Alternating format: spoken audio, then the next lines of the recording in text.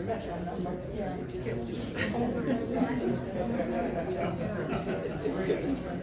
afternoon, everybody. Oh, you gotta pull that out.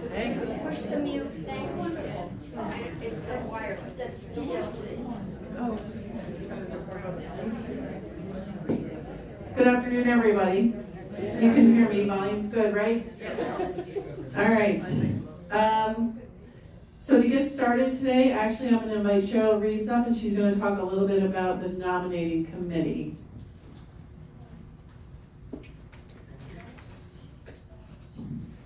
Just briefly, remind people that there will be 3 openings on the resident council starting June. We're looking for people interested in being on the council. The committee will meet very shortly. And I just wanted to reassure people that we will have a plan so it will not be as confusing as last year. And if we have a slate of more than 3, we will arrange for a ballot well ahead of time, giving you people days to make your selection. I'm not saying that's what's going to happen, but if that's what happens, that will be the plan. But if anyone's interested in being considered, please let me know as soon as possible, because as I said, we're going to meet and start deciding about ballots and the slate and so forth. So thank you. Thank you. Next up, we have Gloria Purington, and she's going to talk about the scholarship committee And a new policy. and art policy. All right, it's all yours. Okay. That's okay. Okay, we have good news and we have happy news. The good news is, it takes a minute here. The good news is we have, both tried it. Oh my God. Okay, if this is too loud, let me know. The good news is that the policy that has prevented many of our residents from hanging artwork on the common walls has been changed. It used to read, thank you. It used to read that it would become Beverwick property when you hung it. You had no recourse, that was it. It was going to be Beverwick's. And there's some nice pieces out there that are not being shown. We've changed the policy. It now reads, well, I didn't know really quite where to start, so I'll read a bunch of it. The statement is that artwork displayed by residents in common areas, outside your apartments mostly, must receive approval from the artwork committee that are comprised of 1 administrative staff, usually appointed by Paula, or Paula herself, and the residents' council arts representative. That's 2 people. 1 person from the residents, 1 person from administration, so there's no committee. There's an awful lot of art out there. Okay, so when we refer to the committee from now on, that's who that will be.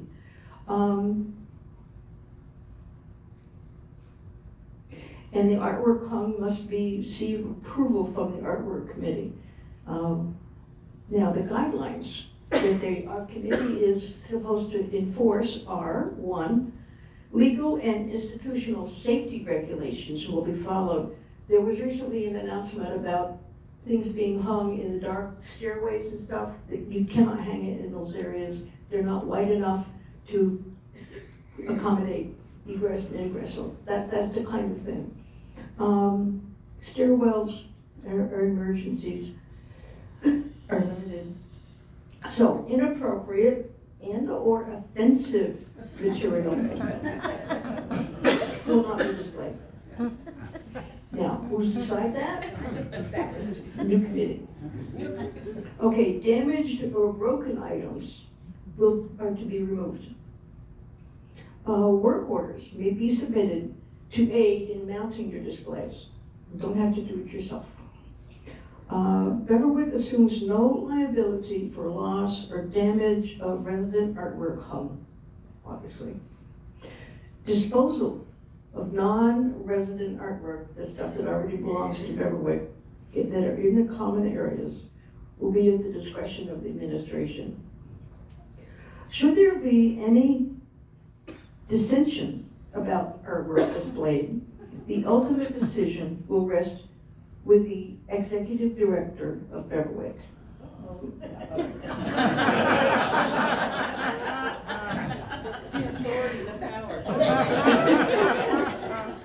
So we have residents who desire to donate, this is one of the replaces the really bad one. Residents who wish to donate artwork to Beverwick will be issued a letter documenting the donation. Beverwick will not assign a value to donated work, but we reserve the right to display donated artwork in a location of Beverwick's choosing. That's the good news. Now the happy news. We have a chance, we have an opportunity to help these kids that help us. Every day, we have, every day, Sunday, Monday, all through, we have these delightful young people running around, getting us coffee, serving us supper. They are here for our events. They go out of their way. They are so delightful. I would love to have any one of them as my grandchild. They're wonderful. They're pleasant to a T. They're just always there to provide a great experience for the residents. But they do. And so we give them we don't give them tips. We don't give them any money. They get their pay, which is probably pretty low. I don't know what it is, but we have an opportunity to give them scholarships. Now that puts us, the way I see it as grandparents, in a really wonderful position. I give my kids money all the time. I don't have any control, I just give them money and I suggest what they might use it for, but it's out of my hands. These kids, however, we give them a scholarship. They have to use it for school, okay? They have to maintain their grades. This is a grandparent's dream, okay? We want to reward these kids for being so good to us. And so we are kicking off. The scholarship is on the 1st of February. You'll be getting notices in your mailboxes about what to do, how to contribute. We have been very generous, and we want to continue to be generous. We give these kids a scholarship for 1, 2, 3, 4 years. It's repeated every year. Once you get it, you got it. Once you stay in school and maintain your grades, you got it. So it continues. It's not every year there's a contest. So this year there are, Len tells us, 4, maybe 5 or 6 kids is going to qualify for this that will apply. So we do have a number of kids, and this money is what we give them. That is all they get from us, no tips, nothing. They're wonderful. And put it in an envelope, your donation. This is the box. Do it like this, put it in there. It's going to be at the front desk. Put in, be generous. These kids deserve it. And we just love them. They are so good to us. Last reward person, last year there were 3. And so we're writing up write-ups in the bulletin. This is for January of one of our attendees, Amanda Davis. Francine has written up a really good biography profile. And so there'll also be one in next month and then in March. So if you will donate, starting any time, we're going to kick it off on the 1st of February, but you can donate anytime. And we're going to have the requests until March 10th. Now, March 10th, of course, is not a cutoff. It's March 10th. We wish you to go ahead and finish your donations so we can start totaling and get these things added up so we can get them doled out. Okay? Any questions? Well, you didn't mention, Gloria, What? Here, I'm sorry. You didn't mention the $2,500. I think that's what they're getting? Yes, the scholarship has been increased this year. It was been $2,000 for this scholarship. It's been increased to $2,500. Now, that's a year. So if you multiply it by 4, if they go to a 4-year, that's $10,000. That means we need a lot of money. Be generous. We love them all. No, every year. Yes. 10,000 for 4 years. Right, right. So when the students get the scholarship, it's guaranteed for 4 years when they're awarded that scholarship. Well, no, it's not guaranteed, they have to qualify every year. Well, yes, assuming But they meet every the time- qualifications. When they Good qualify, they point. get it every year. Yeah, so students every year have to submit transcripts who are getting the award, and then they have to maintain a certain GPA and all of that, that we check that. And Just like good grandparents. yes, Yes. yes. So thank you.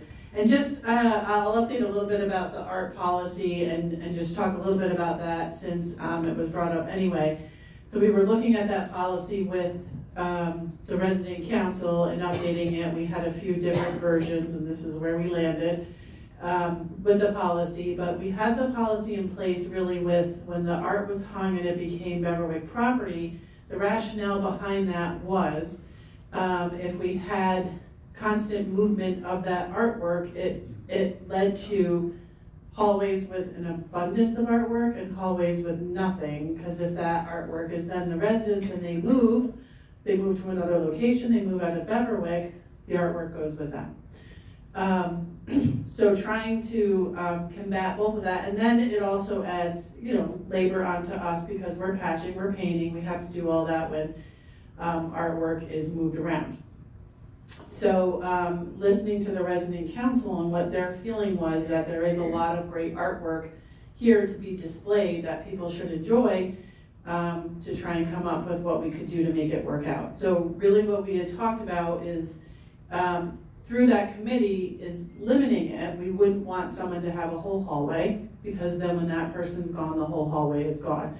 So limiting it to smaller amounts, but it's also a good opportunity because when we do the renovations that should be starting in the next 8 weeks, that anybody who has artwork in the hallway is going to have to take it down anyway. I forgot to mention that. Yes, so I haven't worked out all the details, but just to give you a heads up, we will definitely be putting out a detailed memo about that. If you currently are displaying artwork, it's going to have to come down. Before we put it back up, we should also have a system of labeling. So right now we don't. So it's hard to determine what's ours, what's somebody else's, because there really has not been a good tracking historically of what's on the wall. So moving forward, that's what we'll do after the renovation, well, prior to the renovations, but when we rehang the artwork, we'll mark it and we'll go through that process. And it also might be good not to hang anything new until after the renovation. Yeah, so we would not want to hang anything new until after that's done, so we won't be, so this policy is really going into effect after the renovations are done and anybody who may want to display some artwork at that point. Yes? So what exactly is the status of the letter that I signed that if I hang it on the outside walls, it belongs to Beverwick? Has that changed? So that is the portion of the policy that we changed, that can remain with you as your artwork. Okay. I don't know, I didn't know that we had anybody who had actually done it since we put that, because actually prior to that, the policy was as it states now, that it is your artwork. So Okay. that change was in place for a few years, and I didn't know if we had anybody who had hung artwork in that time frame. Yeah. But Well, I was one. Okay. okay. Now I'm clear. Yeah. All right, so next up, we're gonna have Corey, who's gonna give a few tech updates. Thank you. Good afternoon, Happy New Year. So it was brought out at my last tech meeting, or my last tech class that I did, that people didn't kind of understand exactly what the class was. And so I said that I would try, as long as I was here on town meeting days, which normally I am, that I would try to give a brief of what the upcoming class was. One of the residents that came that said, this wasn't at all what I thought it was, but it was very interesting. So That's just kind of a general, even if you don't know what it is, come, because I'll always make it fun and interesting. So. Kathy's learned so much from me. She does things and I say to her, oh, my baby's all grown up. So it was brought to my attention that there's a lot of stuff that's been coming out about Touchtown, and because I'm kind of the Touchtown guru across all of our communities, I've been with it the longest and kind of understand it the most. So February's class, which will be on the 1st, I'm always the first Wednesday of the month, will be on the ins and outs of Touchtown. So most of you know the app, how you get to the app, see what's going on, but I'm going to show you kind of behind the scenes, how we create the slides that show up on your TV, how the information gets created and pushed out to all of you, so that you can kind of understand how that information gets there and how it relates to all of you.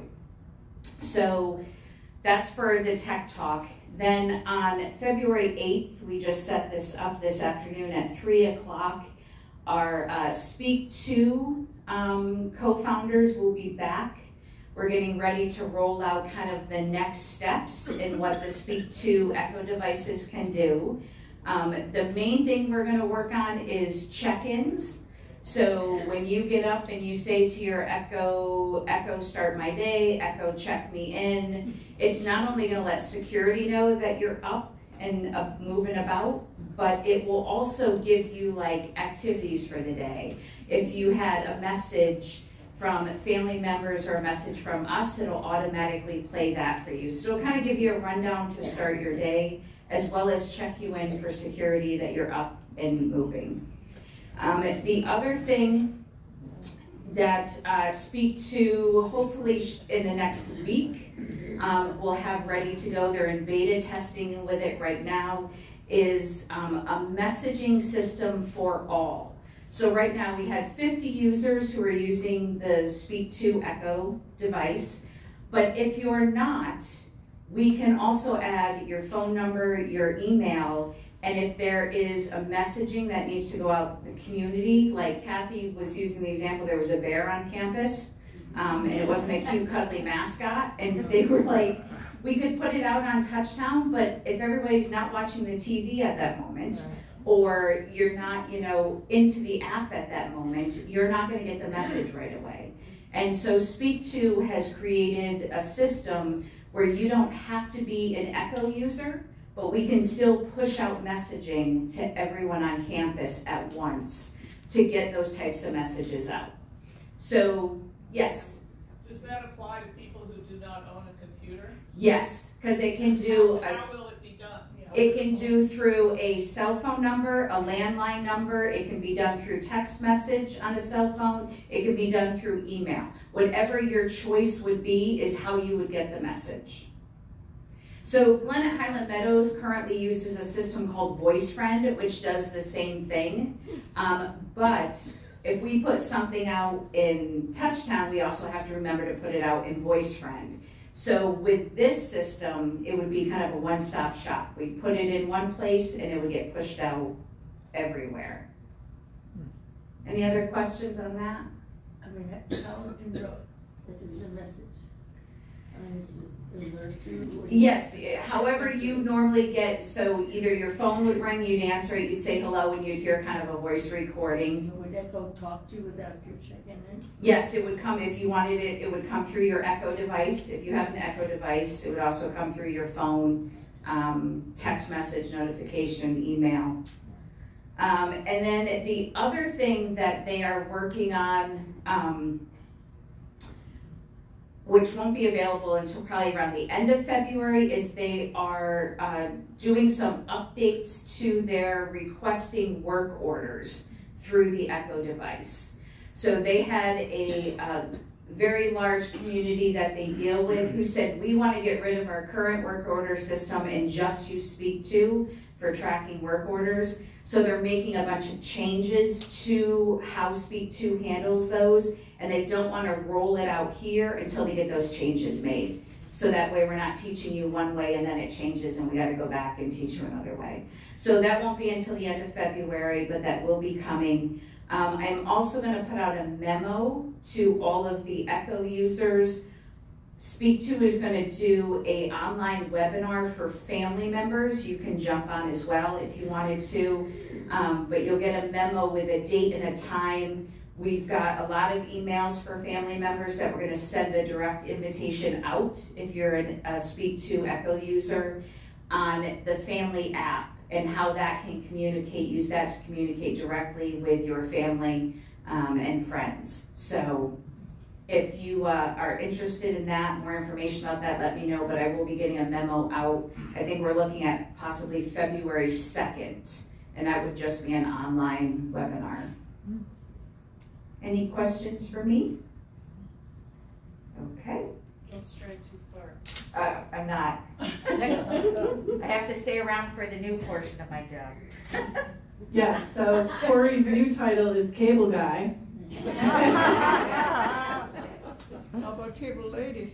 Yeah. Cable Lady, you're right. Cable Right. person. Cable person. Pronoun they, them.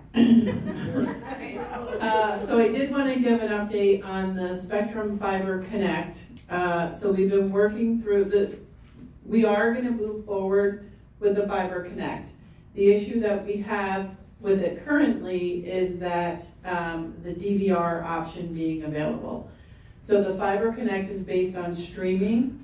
It is the future of what cable companies are doing. If we're upgrading, streaming is what's happening. However, we do realize that there is really the desire here for people to have a DVR option or something similar where you can record shows. So Corey's been tasked to figuring that piece out.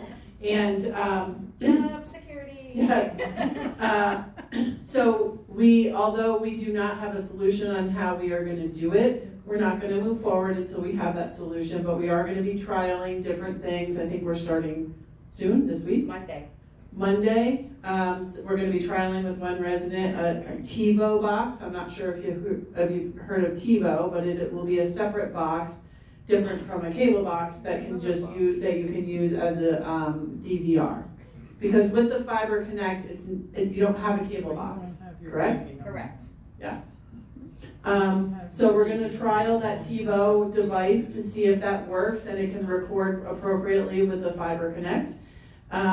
If it doesn't, we'll go back to the drawing board, but that's the plan right now. Corey's been researching a lot of different options. This seems to be the best one that we've found so far.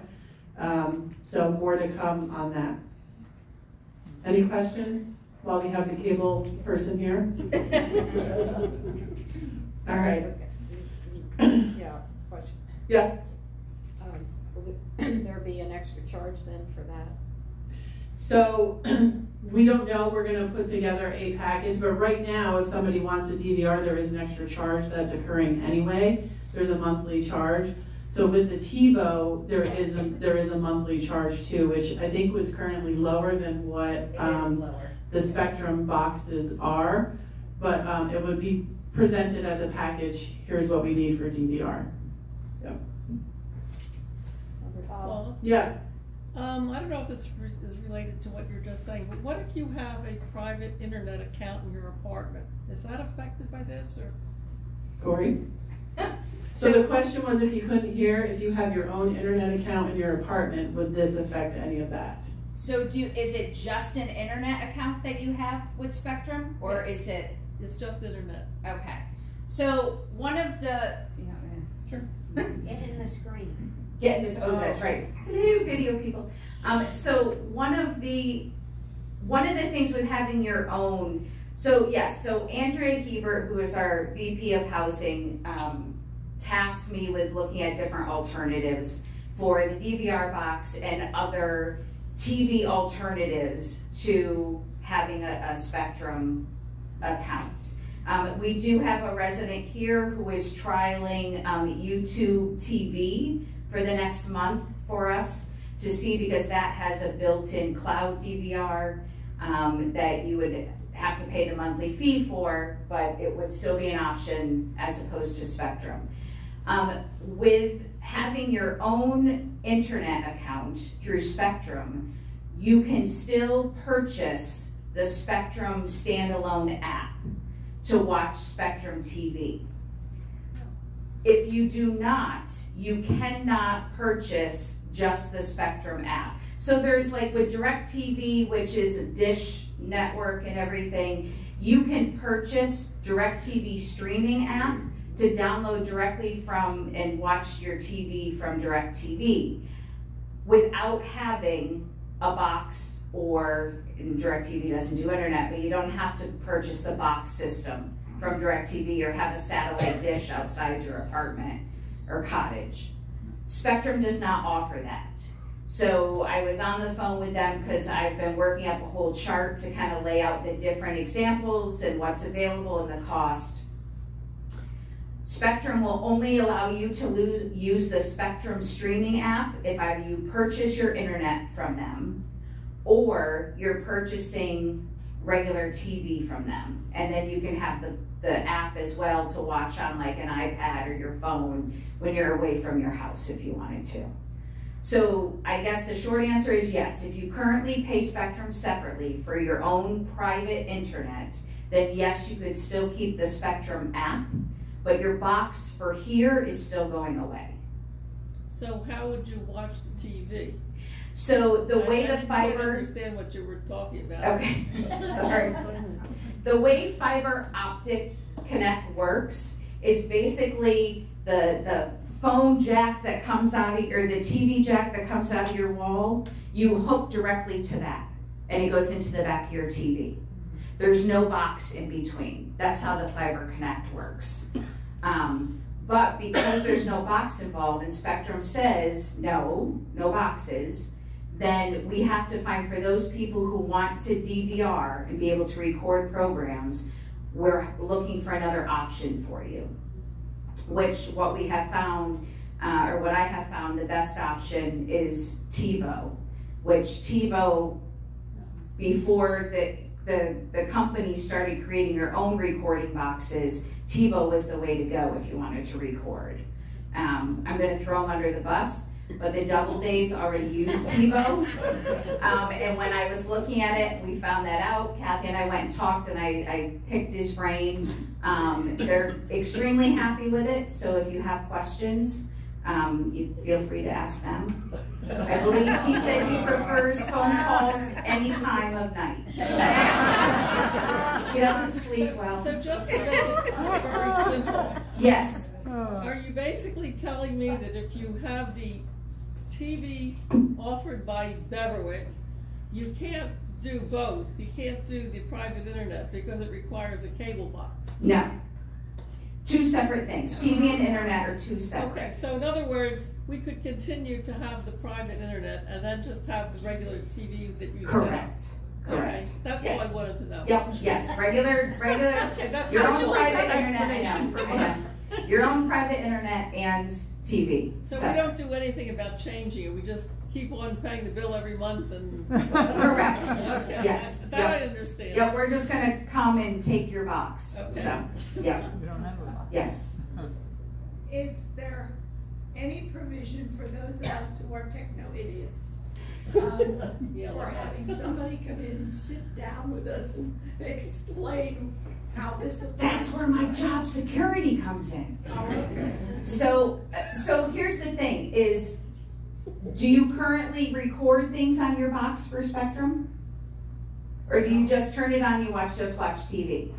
Yeah, I just. Then you don't have to worry about a thing. It's going to be even easier. You're just going to turn on your TV, channel up, down, volume. That's it. There's no technology involved in the new setup that's coming. But if I have what I think are DVRs, don't television programs and everything that I have. So you record programs to watch at a later date. Well, that's the ones I bought. No, those are DVDs. DVDs. Okay, yeah, no, separate thing. Separate device, separate thing. So what do I do about my DVDs? Nothing. Those will stay. You would watch them the same way you watch them now. Yep, no change. In the back, I saw one.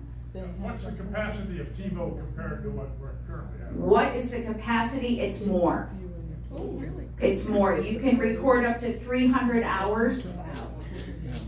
So which should help through the next pandemic. When we get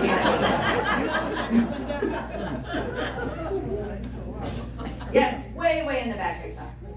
Just a question. Right now on our DVR, we can only record 2 programs. On TiVo, will we be able to? 6.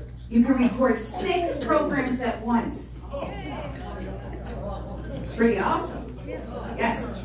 Okay, in the transition from the cable DVR box to the TiVo,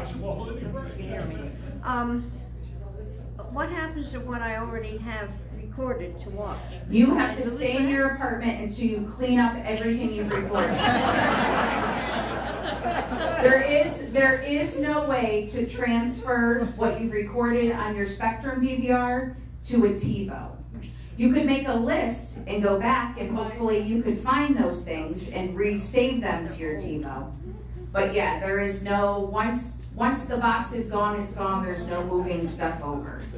It's not like getting a new computer where you can just hook them and transfer the data.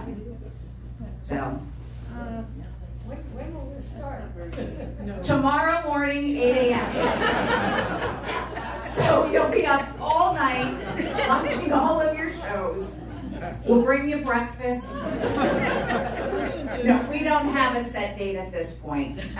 We just kind of are coming up with these solutions so that we can pick one. I'm actually, so currently Sunnyview is the only place that is running, I think AMH, running the Fiber Connects. So on Monday afternoon, I am taking the TiVo that I ordered over there to hook it up to make sure it does work okay. TiVo says it will, our tech people says it will, but I'm going to bring it over, I'm going to record some things, play some things. I'm basically going to sit for a few hours and just watch TV and get paid for it. It's a great job. Record, yes? Can I still use my Roku? Yes, you can still use your Roku. One of the nice things I will say, if you don't currently have a Roku, or you don't currently have a smart TV with the TiVo, it will also work as a streaming device. So you could watch Netflix, Hulu, your streaming apps through the TiVo. Right, Larry? Yes. Yeah, okay, yes. Larry says yes. Any other? Will the TiVo be maintained by TiVo, or when it breaks down, do you have to run to Schenectady with it? There's no running to Schenectady because I don't know of any local TiVo. Yes, it would be your equipment.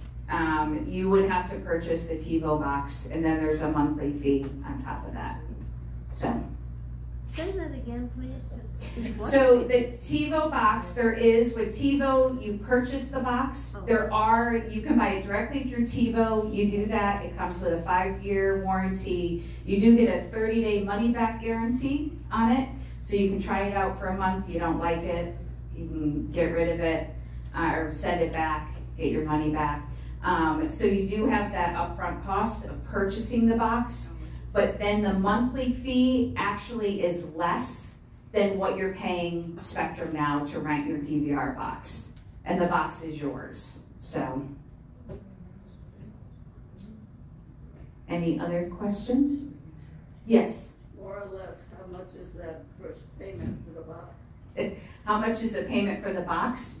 If you pay upfront for a year at a time, it works out to $12.50 a month. No, I mean, you said you had to buy the box. Oh, how much is the actual box? It varies from what we found. Directly from TiVo, as much as $399. Oh, no. Yes, I know. But when I tell you there are no other options out there, there are options out there, but they are so convoluted, complicated, that you guys wouldn't be able, most of you wouldn't be able to figure it out anyway.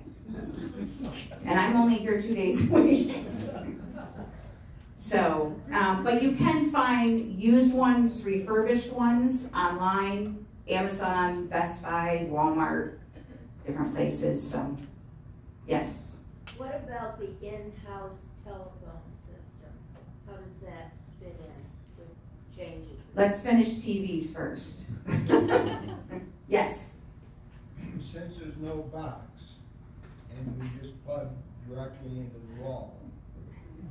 If we have another TV that we own, Yes. can we just plug that TV into the wall? Yes. Yeah, so wherever you have a TV jack in your apartment, you can hook a TV to, and you'll get your regular TV stations without a problem. Yes. So when the transition occurs and the cable DVR box is taken away, how do we get a TiVo box? Is that gonna, how do we purchase it? How do we do it? So you'd have to order it either through TiVo or Amazon, wherever you decided you wanted to get. That's something certainly I could help facilitate, you know, sit with you while we went online and ordered or whatever. I will say, you know, I know that the price is very shocking for the cost of the box, but they're constantly running specials too. Like the trial one that I just ordered, they give me $100 off. So, I mean. Should we be ordering a TiVo No, box? no, see, I was gonna say. No, before. Yeah, no, because we're, right now, I think we're getting a little bit ahead of it. I was just saying it's gonna change, and we know that we're going with the Fiber Connect. We first have to find out that TiVo is the solution we wanna go with, to present and say, here it is, here's the cost. We're thinking on the basic research that Corey has done, or extensive, I don't wanna call it basic.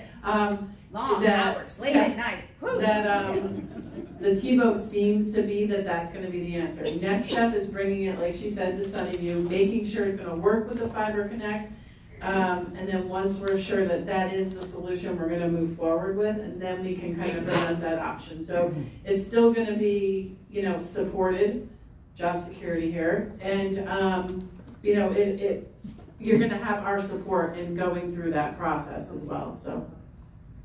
It's not going to be something we're going to say, if you want to, go figure it out on your own. I would be tasked to also, like right now, I think it's what, security and maintenance when you've got a cable box issue. So I would be tasked with training staff as well. So because that way you don't have to wait if you had a problem until I was here again for a couple of days. Or. Well, it also sounds like we're talking about a lot of these TiVo boxes. So it seems to me there might be something where everybody could sign up and it could all be. So the question was, there may be a lot of it, and maybe we get some bulk purchasing power with that. You know, so there's a lot of that to explore. The first part is to see, will it actually work with the cable that we're going to install? Yes? Now, I've got a smart TV, but I've never done streaming, but I can do that without a bot? Correct.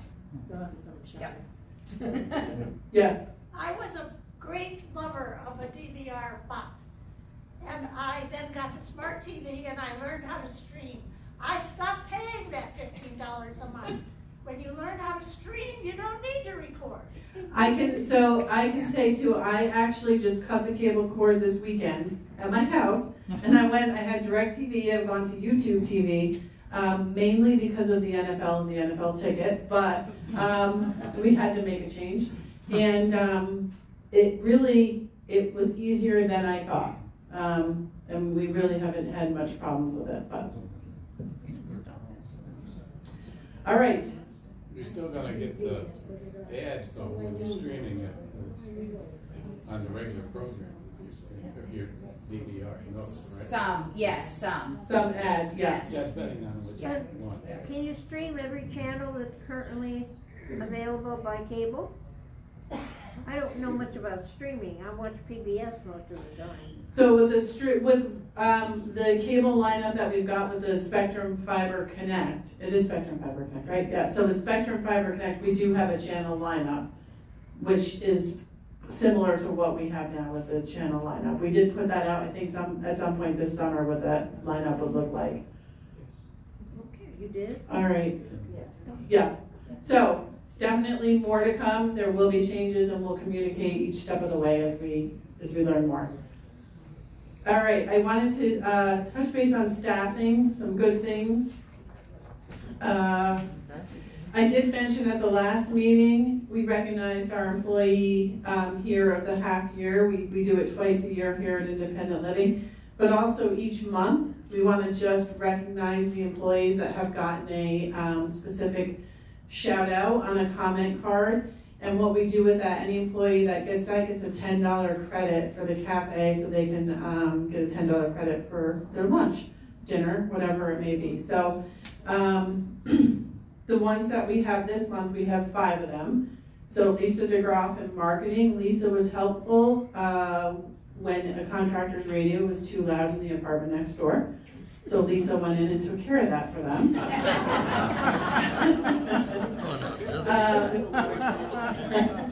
Ashley received a shout out for being organized, very festive New Year's Eve party, lots of good music, dancing, and laughter. Oh, yes, that was great. Yes, and Nick delivered the meals with his usual upbeat demeanor. The aroma told us it was a special meal. This was, we had a special greeters luncheon to recognize all of what our greeters do and how much we appreciate them. Somebody couldn't make it, so Nick delivered the meals for them. We have Monty in dining, who did a great job serving one night, as well as Nick again. Nick for his great service and hospitality. And we had Kathy and myself.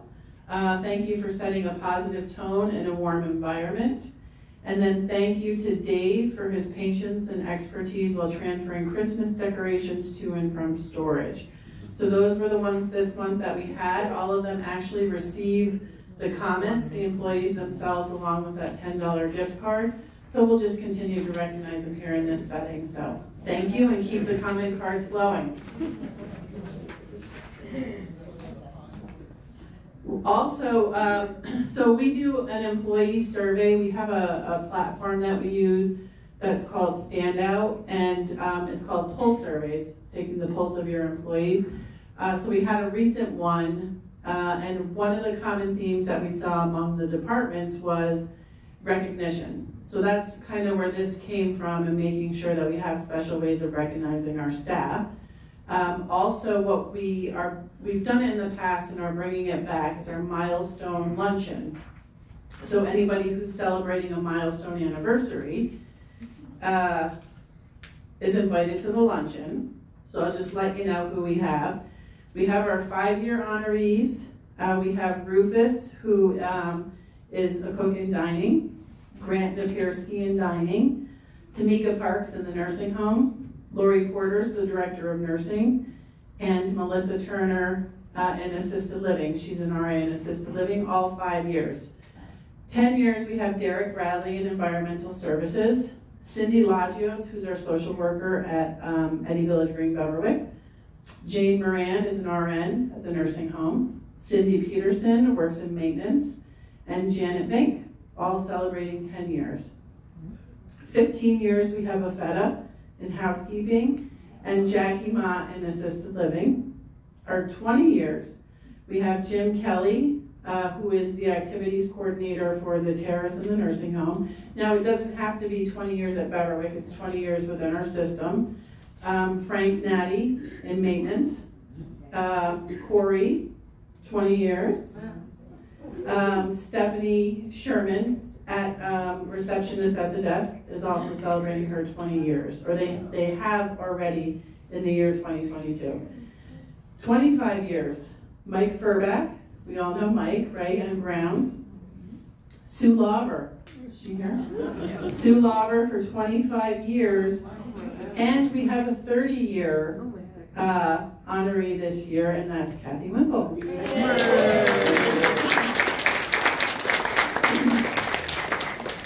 So we're definitely very lucky to have these long-term employees. We're going to be having lunch at the end of the month, and just to recognize them. And we'll do that each year. Kathy started before there were child labor laws. That's right.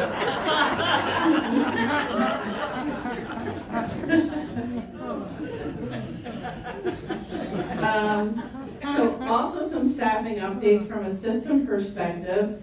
I'm not sure if you've heard or seen articles, but Dr. Stephen Hanks, He's been named the president and CEO of St. Peter's Health Partners, as well as St. Joseph's Health, which is in Syracuse, which is also a Trinity-owned organization. So Dr. Hanks replaced Dr. Reed, who was the previous CEO. He did give us, he had a little welcome webinar, I would say, for everybody yesterday, all the employees. I like Dr. Hanks. He's going to be on campus here in March. He's going to come give a tour. Clearly, most of his experience is hospital-based. But he has a definite willingness to learn about all that St. Peter's encompasses, which includes us, obviously. So he's actually been here since 2016, and he was the chief medical officer. He was actually hired to replace Jim Reed. That was always the succession plan. It was supposed to happen a little bit sooner, but then COVID hit, and things just got delayed a little bit. But he has been named the new CEO. I think it's going to be a great change, and he is really hands-on. And in fact, the change took place at midnight on December 31st, and he was working in the ER as a doctor in the ER. So he's willing to kind of fill in where needed as well and keep his skills up to date. Any questions on that? Name again? Stephen Hanks, Dr. Stephen Hanks. Yep, he comes to us from, I think he was in Rochester, but he's been at St. Peter's for a while. Also here, some dining updates with our staffing. So we did, unfortunately, we have had to close the cafe for lunch. However, they have hired a prep cook that is starting on the 20th. We've hired back a former associate cook, and his start date will be later in the month. We also have hired a sous chef that we were lacking, so just working through that process to get a start date. And 4 new servers have been hired as well. So definitely making progress. When the decision was made for the cafe, we kind of knew this was in the pipeline, but it's just a matter of getting them here, getting them trained, getting them ready to go. So meeting with Matt this week, we do intend to open up the cafe again for lunch on February 1st. This, assuming everybody comes and shows up and starts when they're supposed to, then we should be able to do that on the 1st. Any questions on that? So staffing in general, dining has been our pain point. We still suffer with clinical staff at the terrace and the nursing home. I would say we're still in a bit of a staffing crisis there, but we're working through it. Different processes, different ways we're looking at, different ways we're advertising to try and get candidates. We've definitely seen an increase in candidate flow, which is good. For a while, we weren't even seeing candidates apply. So at least we're seeing that candidate flow. It doesn't actually equate to hiring everybody, but at least we're getting people in the door. So more to come with that. And again, just staffing in general, it's not a Beverwick issue, it's not a St. Peter's issue, it's not even a Trinity issue, it's just being experienced across the whole country, nationwide with things that we're having. So, with that being said, if there's something that it's gonna affect resident services, I wanna be open, I wanna be upfront about that and let you know that. But if there's something that you're experiencing that we haven't acknowledged, please let me know, because it may not be a staffing issue, it might be something else. So don't assume, oh, they're short-staffed, so I didn't receive my housekeeping cleaning today. So we definitely want to know if there's things that you're experiencing other than what we've already acknowledged. Yeah. This is checking River Central, which I think is very important. Rather than spreading it. Yeah. You've lost somebody in maintenance? We have, yeah. So which we will hire. I mean, we do have a certain degree of turnover that happens, all the time. So yeah, this week there was one maintenance person who has resigned, which we will replace, and yeah. Yep. So Yes. you're short, right, as for the short term, you're short one. Yes. Yeah. Yep. I want to mention one thing, is the scholarships that we are sponsoring. Len cannot use that as enticement for the kids to come on board. We cannot use that as pay incentive or whatever, but it certainly does help. Because the kids talk to each other, and they do know that this is offered. So, well, we did talk about that at resident council, but what you mentioned the scholarship committee, and can we offer that as pay incentive, where I think that's something definitely we can mention on an interview. What we talked about was the resident appreciation committee, and just, you know, it's not something we could say that this is in fact a guarantee every year. The scholarship committee, I think you have a good base at the current time. Yes, and it helps us in hiring those kids. Yes. We really feel it when it's low in the cafe or in the dining room. Yes. And so I think that helps a lot in attracting the particular people that we're interested in. Right, I would say that scholarship committee is a great recruitment tool that we can use, and retention tool, because you know, it brings people back. Because there is a timing period to it. You can't just come work here and go. There is a time to it. Right, there's a 10 months. 10 months that you have to be here prior to being eligible for it. Yeah.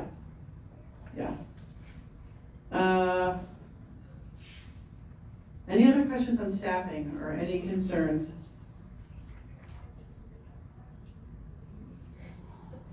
All right. I did, and I appreciate, I mentioned that if you have anything prior to the town meeting that you want me to discuss and bring up, please send it to me. So actually I've gotten a couple of things this week, which I'll bring up now, and if anybody wants to add or expand to that, you know, certainly feel free. One of them was about some hiccups with setups in the Van Cortlandt room, and I think that's happened a lot in the past few months that we've seen that. So when we have an event that is scheduled, there's a function form that goes along with every single event, and that is placed in a binder. So during the day, it is maintenance responsibility to check that binder to see what the setups are for the day.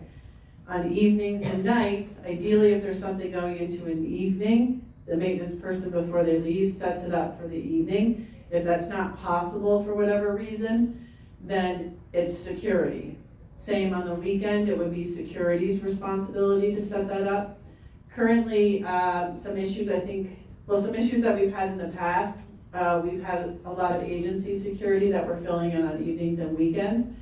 Right now, knocking on wood, we have hired all of our own security staff. So right now they're all Beverwick people, which is great. So with new staff coming on, it's always a good reminder for processes such as that. Something like that could be easily forgotten. Do they know to check that binder?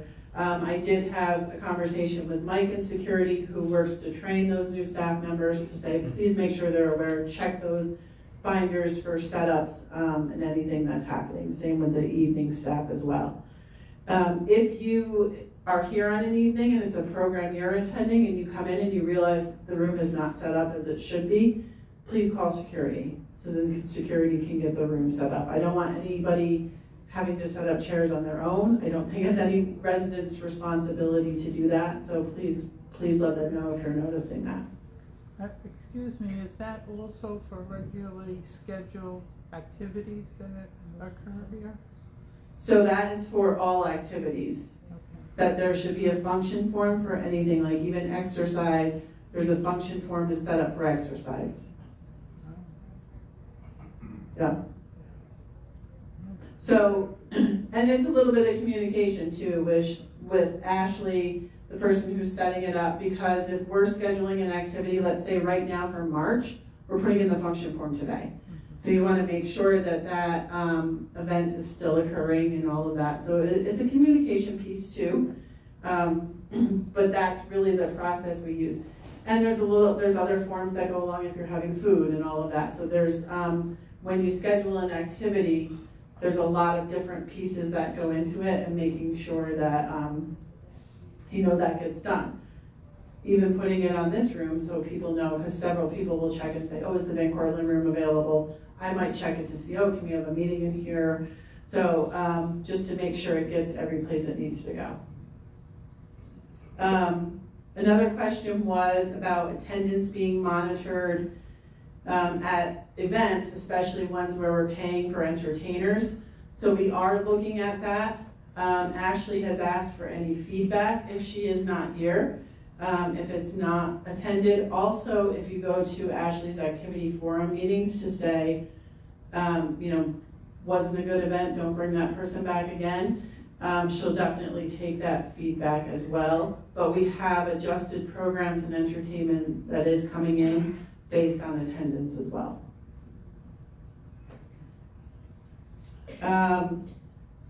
There was also, is there any pre-planning or anybody here to greet entertainers, especially on evenings or weekends? So not necessarily, it depends on the event that's happening. If somebody needs to be here to facilitate that event, to get somebody set up, then we'll be here.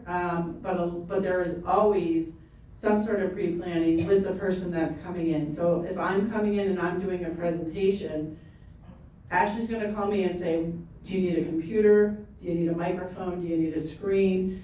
One thing we talked about today was if they have the availability to come in and maybe do a trial run, come in 10 minutes, get your stuff set up. Not everybody has that availability, but I know we've had issues where the person's ready to present and we're having issues with being able to get them to connect. Sometimes it might be on us, sometimes it might be on them. But there's always at least that conversation ahead of time on what they're gonna need and what they need from us to set up.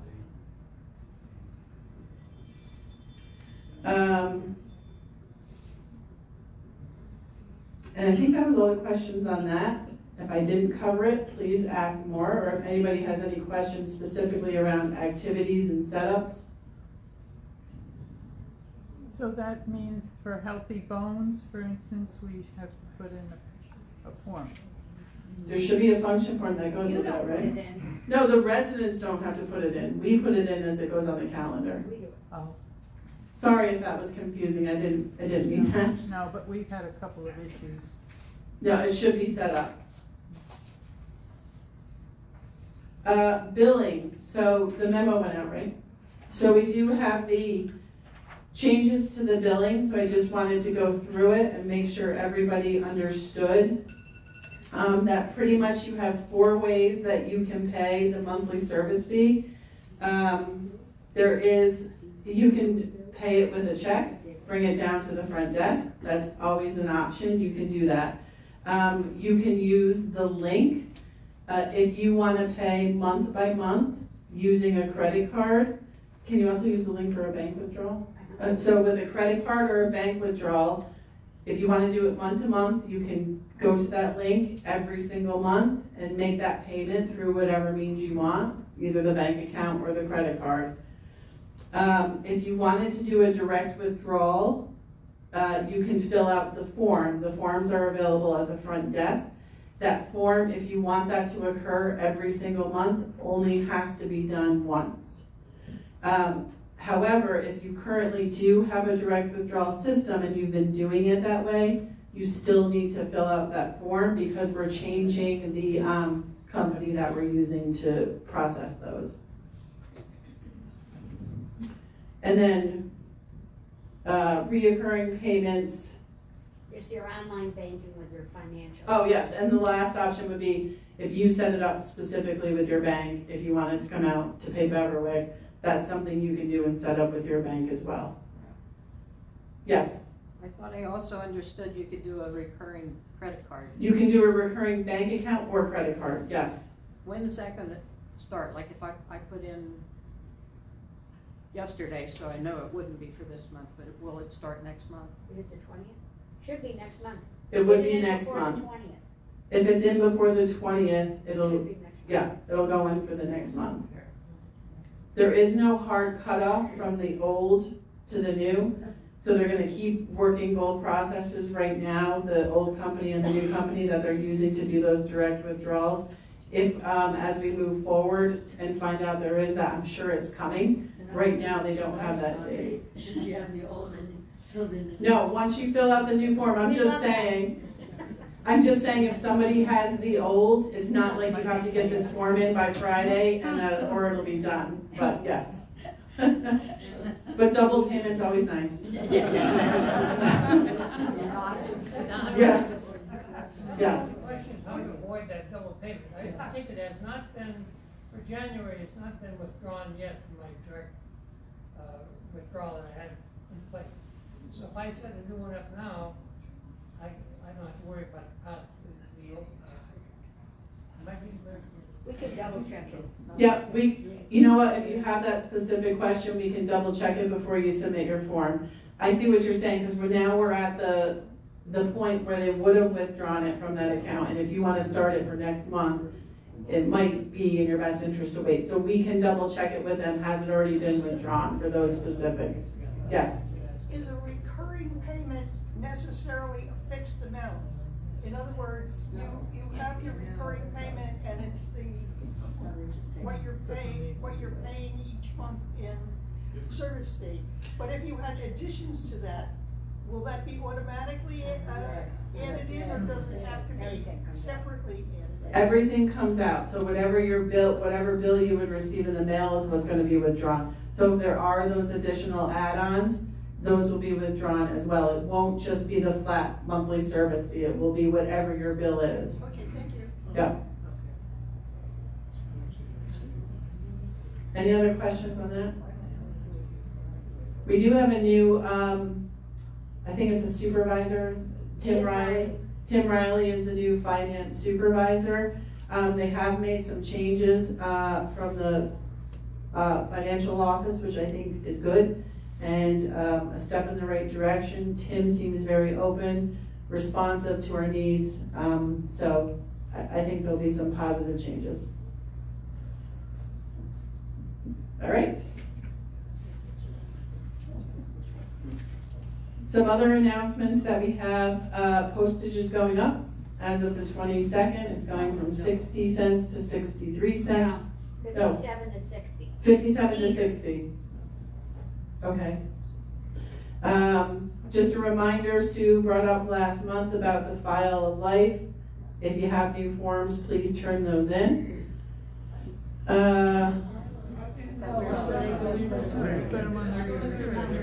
Yeah, the ones on the refrigerator. Are they new forms? No, there's not new forms. She just did a reminder, if you don't have one, give me one. Yes. Update them. Or if you have updates to your forms that are currently there, update the forms. But yeah. Does she want a copy? Because we put it in our new file on the, I think it'd be helpful. Yes, I think it would be a good idea, because I know she usually keeps them in her file too. So the question was, does Sue want a copy? Yes, if you could bring it down, we'll copy it and give it to Sue. I think she had mentioned before too, if you had a lot of changes on your current one, get a new one and start fresh. Right.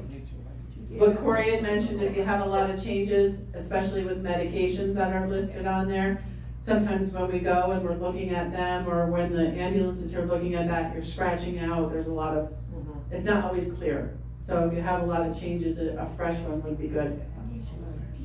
Attach an up-to-date list that I have. That's fine. Rather than writing more. Right. So Francine had said she's just gonna attach a list and rather than write them all out, which is fine too, as long as the updated information is there, the people who need to know it will get it. Yes. So you want another copy of the thing that we filled out already? Because I put it in the red envelope with the refrigerator. Yes. Yes, if Sue could get a copy, yes, that would be good. Good that it's updated on the refrigerator, but if we have a copy too, that helps. Was it a standard size thing that would fit on your home printer, or is it longer? It's a little bit longer, but Kaylee figured out how to copy it. Can we get a couple more of those pages? Because we used both of them for the two of us. There are some in you can call it in the book. The brown binder. So they're in the brown binder if you want more. Yeah. Okay.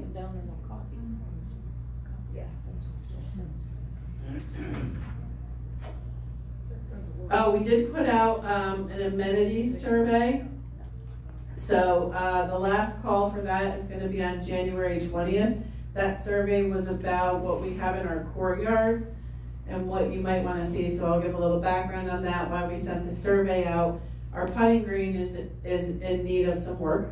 So we did get a quote on the putting green. This is a little bit more on the expensive side to bring it back to where it should be. And then we had a thought, is this what people really want? Or is there something more that we could do with that space if we're going to be investing money in it? Maybe it is the putting green, but we did put that out there just to see what your levels of interest are. And we'll let you know where we land with that, but January 20th, if you could get those in. Renovation updates. So, last time I was here, they told me a 12-week lead time for the things that they were ordering. We did order what we needed, so now I'm assuming we're about 8 weeks out.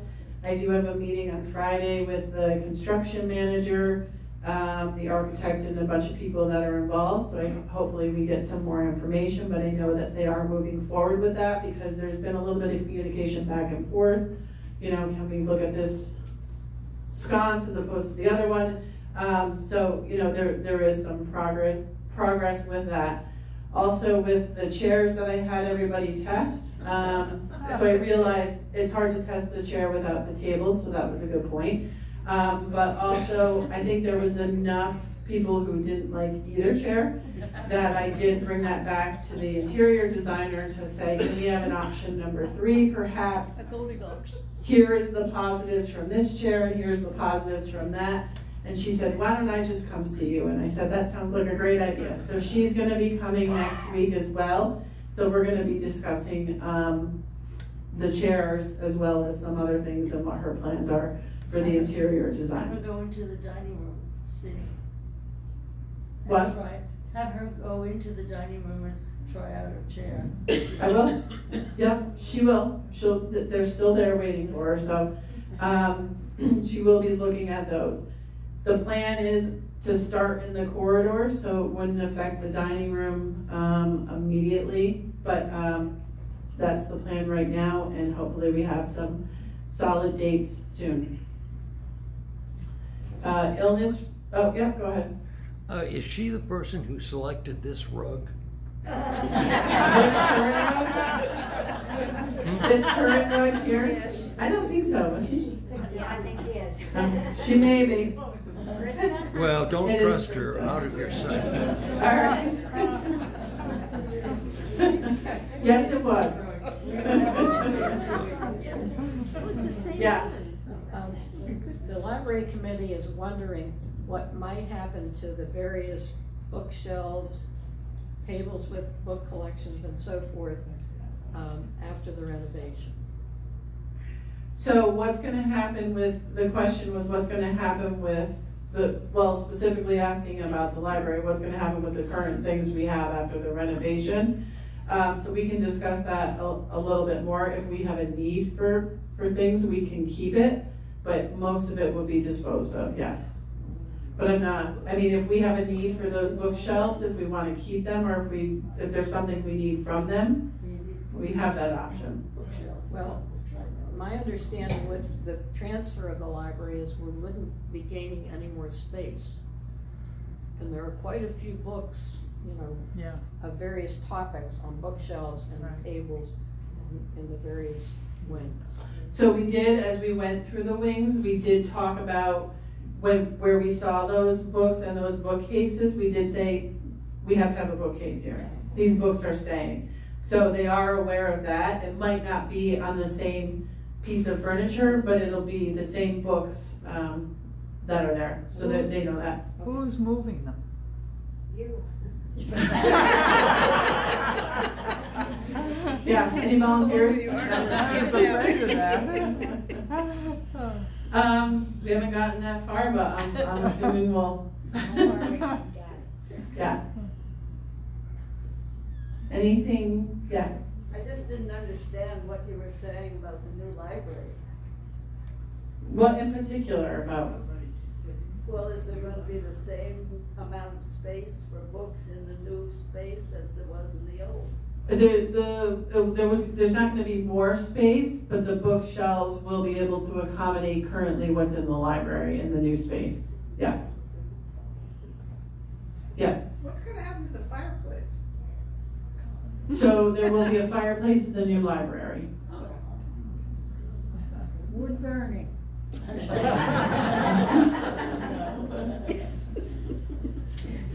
And I think that's it, unless anybody has anything else they want to bring up. The Wi-Fi?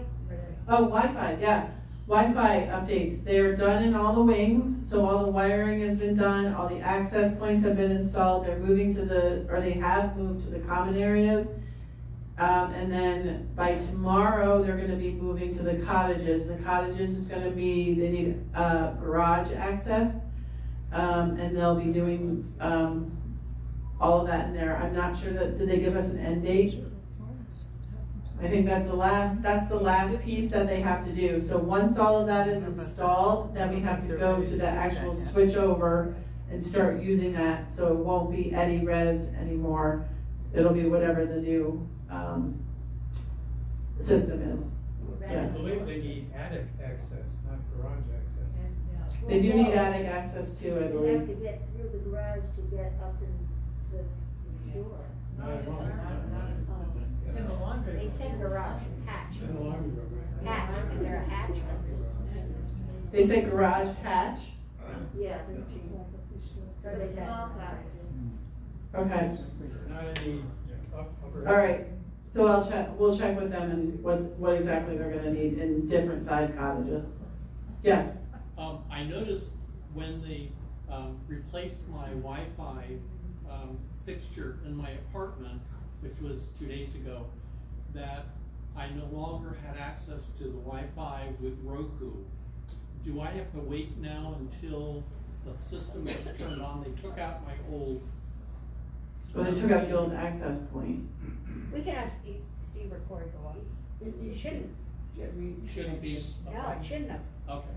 So we'll check. Yeah, okay. Right, because the access point should still be hooking to Eddie-Res, right? Yeah. Yeah. It may have to be reconnected, but it should, yeah, it should work.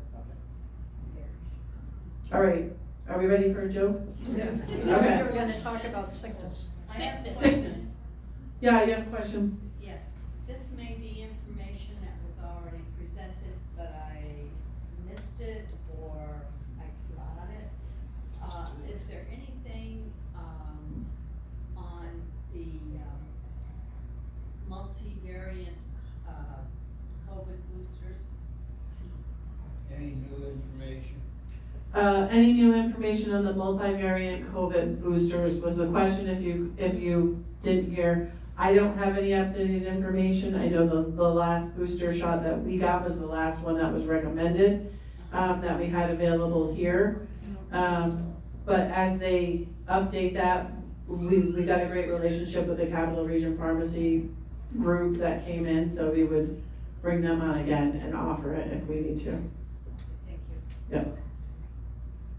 And COVID updates, so we do currently have 4 residents here at Independent Living that are positive. That's 1 new person this week. And the rest of the campus is pretty clear, is clear, and we don't have any employees. We do have a few employees with flu, so flu is still rampant, and one of our nursing homes actually has COVID, flu, and RSV, so yeah, there's a lot out there. So I think here we're doing okay in monitoring and tracking, and I certainly appreciate everybody's patience and following the protocols that we have, but I think they're working at the moment. I know we have 2 of our nursing homes that are really in a significant outbreak status, and one that just had a COVID death last evening. So it's it's still out there. You don't mean the nursing home? No, not Eddie Village Green Beverwick, one of the St. Peter's nursing homes. So one of the 7, Eddie Village Green Beverwick, we currently don't have any, but it's still out there, still causing a little bit of havoc, and But we're monitoring it closely. Yeah. What is the general recommendation about masks? Right now. Wear your mask. You know, masks are not required right now in a setting such as this. It's not something that we're requiring unless you've had an exposure, and you know you've had an exposure. If you're in that 10-day period, you do need to be masked when you come out of your apartment. If you're going outside, again, certainly the recommendation is to be masked. If you're going outside. Just the general population. Inside Beverwick. Inside Beverwick. It's not, masking is not required. But recommended. Yes. But if you've been exposed, how many days?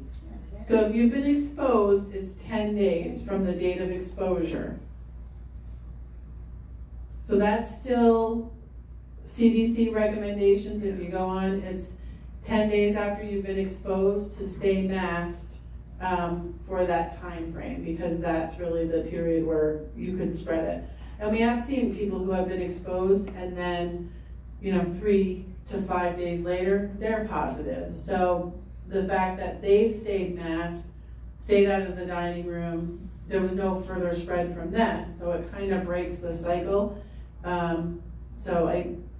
know it could feel excessive, but that's what we have right now. Those are the protocols, and they're working. We've seen that it's worked. So I know Glen Eddy, actually, they ended up, one of our other housing communities, they ended up shutting down their dining room between Thanksgiving and Christmas and into New Year. So it's, that's not a place we want to get to. We don't want to be there. And I think the way that we're trying to handle it and manage it and contain, we don't have to do that. So. Okay, thank you. All right, any questions? Joke, right? Yes, because a closing joke. It is. All right. So this one, little Zachary was doing very bad in math. And his parents tried everything, tutors, mentors, flashcards, everything they could think of. Finally, they decided, let's try Catholic school. After the first day, little Zachary came home with a very serious look on his face. He didn't even kiss his mother hello. Instead, he went straight to his room and started studying. Books and papers were spread all over the room, and little Zachary was working very hard. His mother was amazed, and she called him down to dinner. To her shock, the last minute he was done, he marched back into his room, and in no time was hitting the books again. This went on for some time, day after day, and finally Zachary got his report card, and he quietly laid on the table and went upstairs to do more work with his books. With great trepidation, his mom looked at the report card, and with great surprise, Zachary got an A in math.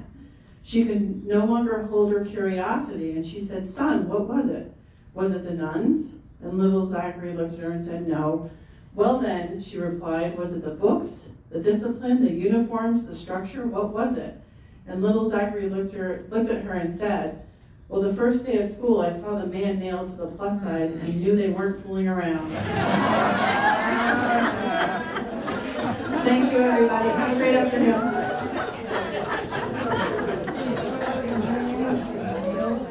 What?